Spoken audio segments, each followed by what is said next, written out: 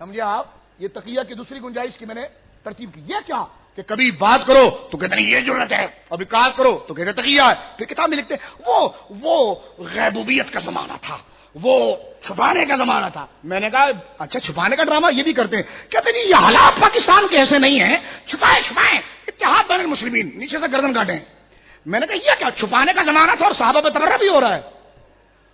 عمر نے گھوسا مارا، علی کو گرا دیا، اور حضرت علی کیا کرے؟ کہا خالد کو اٹھایا اور 7 آسمان سے اوپر لے گئے.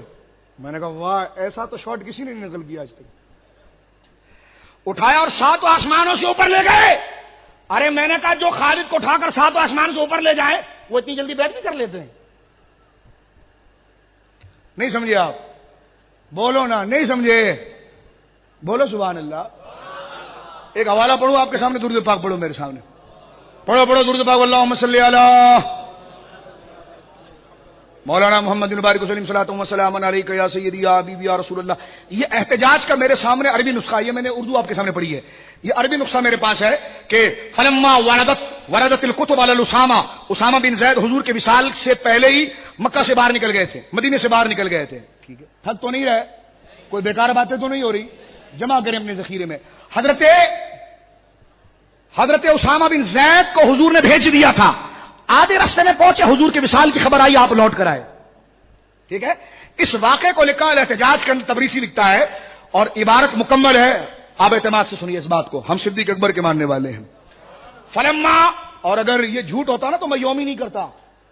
یہ جو پسینہ گر رہا ہے نا تو وفاداری میں تو ہم نے دیکھا کہ ہمارے بزرگوں نے لکھا ڈنکے کی چوٹ پر لکھا ہے، اور یہ میرے دوست گواہ ہیں.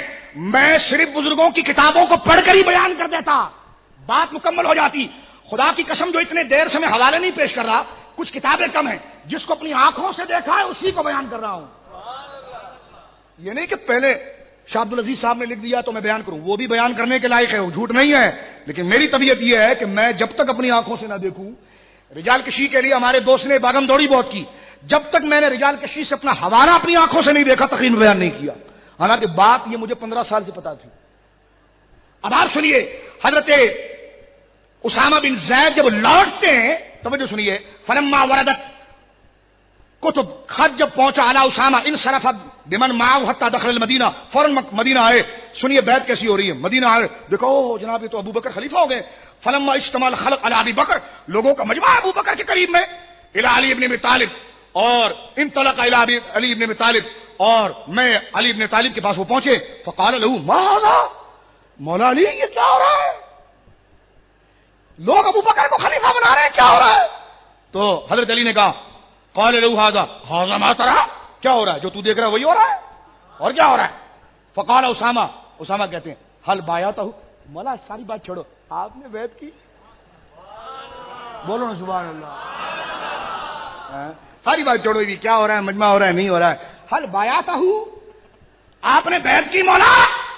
مولا نے لمبی چوڑی تقریر نہیں کی، نہیں ایسا نہیں تھا، اور زمانہ ایسا تھا، اور حالات ایسے تھے، میں کچھ. مولا نے ڈائریکٹ ایک ہی جملہ قال نعم، جی ہاں. مولا نے ڈائریکٹ کیا کہا بولیے؟ جی ہاں، بیعت کر لی میں نے. نام یا اسامہ، بیعت کر لی میں نے.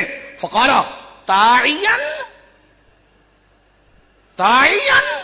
او کارہن، حضور دل سے کی ہے یا ڈر کر؟ میری آواز نہیں پہنچی آپ کو؟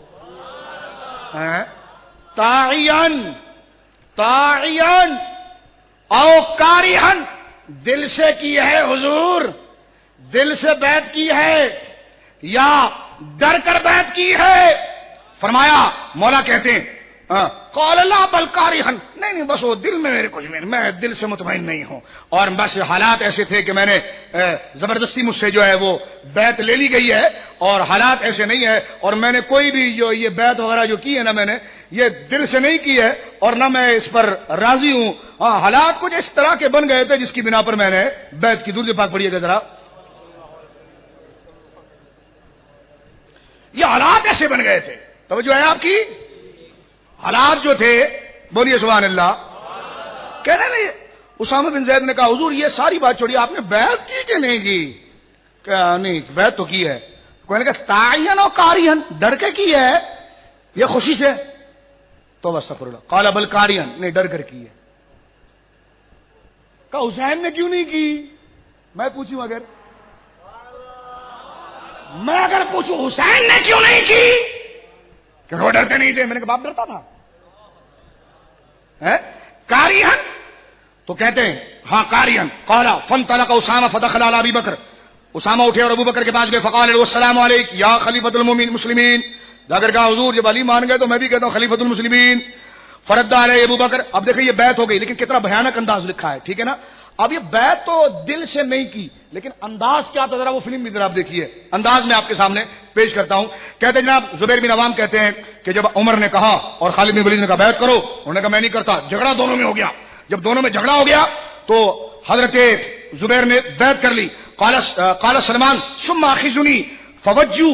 فرمایا سلمان فارسی سے کسی نے پوچھا بھائی تم تو جنتی ہو نا, تین ہی جنتی ہے, توجہ ہے. سلمان فارسی, مقداد بن اسود اور ابو ذر غفاری. کہتے یہ سلمان سے کہا تم نے بیعت کی؟ کہا مجھے بھی کرنی پڑی. کہا کیوں؟ کہا خذنی فوجو, میرا ہاتھ پکڑ کے موڑ دیا تھا. کیا کہا؟ میرا ہاتھ پکڑ کے بولا اور فوجو کی میری گردن دبائی نا تو قد ترکوها مثل سالہ, میری گردن میں بل آ گیا تو میں نے کہا میں بیعت کر لیتا ہوں. ابے میں نے کہا اس انداز میں کوئی موبائل نہیں دیتا. یہ لکھا ہے اس انداز میں کوئی اپنا موبائل نہیں دیتا اگلے کو جب تک وہ پسٹل نکال کے سر پر نہ رکھ دے. ادھر نہ تلوار رکھی نہ کچھ, ہاتھ موڑا یہ لکھا ہوا ہے. اخذنی, مجھے پکڑا. فوجو کی, میری گردن کو دبایا. حتی ترکا مثل سالہ, اور میری گردن تھوڑی سن ہو گئی. ثم فتلو ایدی, ہاتھ موڑ دیا. فبایعت مکرن, میں نے کہا جان بچانی بیعت کر لو. تو یہ شیر خدا کہو پھر بات یہ کہو. یہ میرے سامنے نہج البلاغہ موجود ہے, توجہ ذرا رکھیے گا. یہ نہج البلاغہ کا خطبہ نمبر 37 ہے. مولا علی کی شان دیکھیے. مولا علی فرماتا اللہ تظاہرت العرب علی قتالی, سارا عرب میرے مقابلے پر لڑنے کے لیے آ جائے. لما ولیت عنہا ولو امکنت الفرس من رقابها, میں ان کی گردنیں کاٹ کے رکھ دوں کیونکہ میں حق پر ہوں, لوگ میری پیٹھ نہ دیکھیں. ابے کبھی تو لکھو سارے عرب کی گردن کاٹ دیں, پیٹھ نہ دکھائے. کبھی کہو کہ ہاتھ موڑا اور بیعت کر لی. تو یہ زحمت جو تم بار بار گوارا کر رہے ہو اس لیے کہ تم نے بہت چیز چھپا رہے ہو, اس لیے یہ تضاد بیانیہ. بولیے اسی لیے یہ بولیے تضاد بیانیہ. کیا یہ تضاد بیانیہ اس لیے ہو رہی ہے, اس لیے امام جواد نے کہا کہ سنو بھائی, بات دراصل یہ ہے یہ عمر کی فضیلت تو تم نے بتائی لیکن عمر کی فضیلت کا میں منکر نہیں ہوں, لیکن حق یہ ہے کہ ابو بکر عمر سے افضل ہے. بولیے درود پاک سبحان اللہ اللہم صلی علی. اب سنیے میری بات. یہ درمیان میں نے آپ سے کچھ باتیں کی, آپ نے سنی. یعنی حضرت علی نے جبرن بیعت لی حضرت علی کی, اور حال کیا کیا یہ دیکھیں آپ. ہاتھ موڑ دیا بیعت کر لی, ہاتھ موڑ لیا بیعت کر لی, ہاتھ موڑ لیا بیعت کر لی. میں نے کہا تمہارے وہاں ہوتا, ہم تو علی کے نقشے قدم پر چل رہے ہیں, ہمیں تو تھریڈ آتے, ہم نے تو صدیق اکبر کا نام نہیں چھوڑا. کربلا کے یوم کے اندر ہمیں تھریڈ آتے, ہم حسین حسین کرنا نہیں چھوڑتے. بولو سبحان اللہ. ہم جیسے گئے گزرے اتنا کام کرتے تو مولا کی کیا شان ہوگی.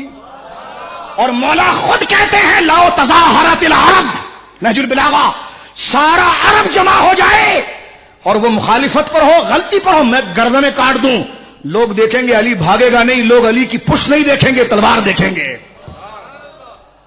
اگر یہ خطبہ ٹھیک ہے تو علی نے تلوار کیوں نہیں اٹھائی ہے؟ علی نے بولیے تلوار کیوں نہیں اٹھائی؟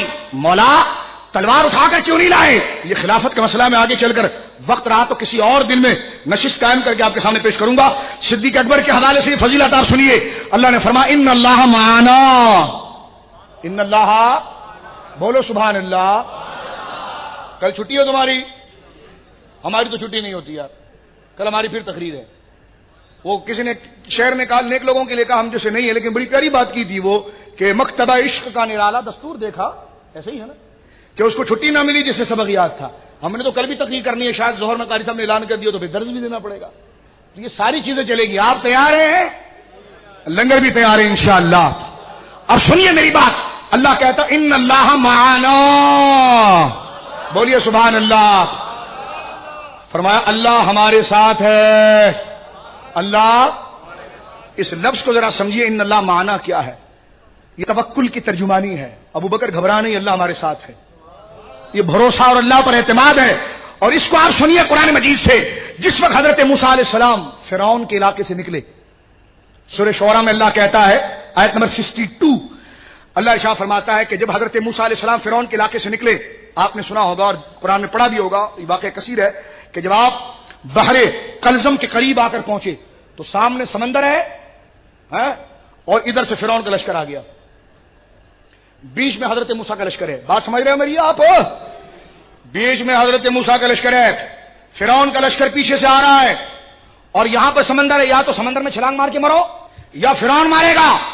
اب جب قوم نے فرعون کے لشکر کو دیکھا نا، اس میں حضرت ہارون بھی ہے.